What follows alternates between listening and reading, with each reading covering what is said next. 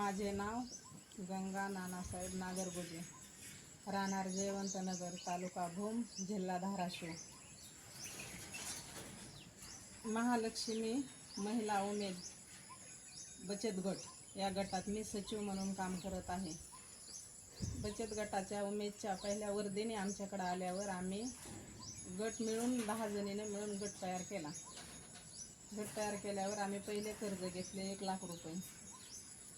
त्यात छोटे मोठं काम केलं.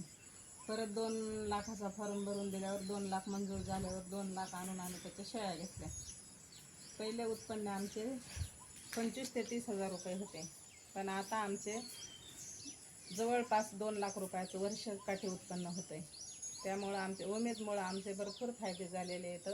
आम्हाला भरपूर म्हणजे सुविधा पण झालेल्या आहेत आणि आमचं म्हणजे सुधारणा विश्वातून आम्ही शून्यातून आम्ही विश्व निर्माण केलेलं आहे.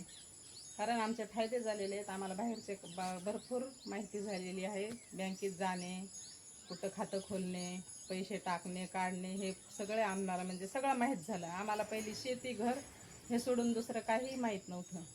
पण आता ह्या उमेदमुळं आमची बरीच सुधारणा झालेली आहे.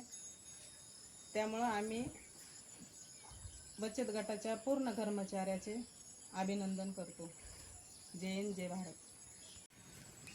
माझे नाव गंगा नानासाहेब नागरगोजे, राहणार जयवंतनगर, तालुका भूम, जिल्हा धाराशिव.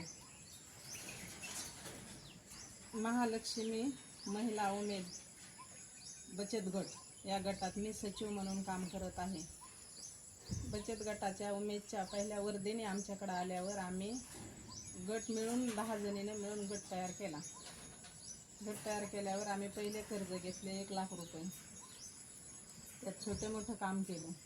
परत 2 लाखाचा फॉर्म भरून दिल्यावर 2 लाख मंजूर झाल्यावर 2 लाख आणून आम्ही त्याच्या शेळ्या घेतल्या. पहिले उत्पन्न आमचे 25 ते 30 हजार रुपये होते, पण आता आमचे जवळपास 2 लाख रुपयाचं वर्षकाठी उत्पन्न होते. त्यामुळं आमचे उमेदमुळं आमचे भरपूर फायदे झालेले आहेत.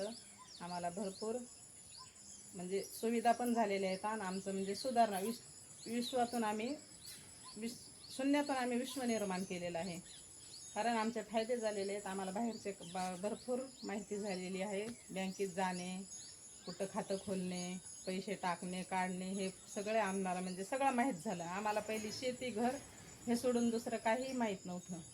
पण आता ह्या उमेदमुळं आमची बरीच सुधारणा झालेली आहे.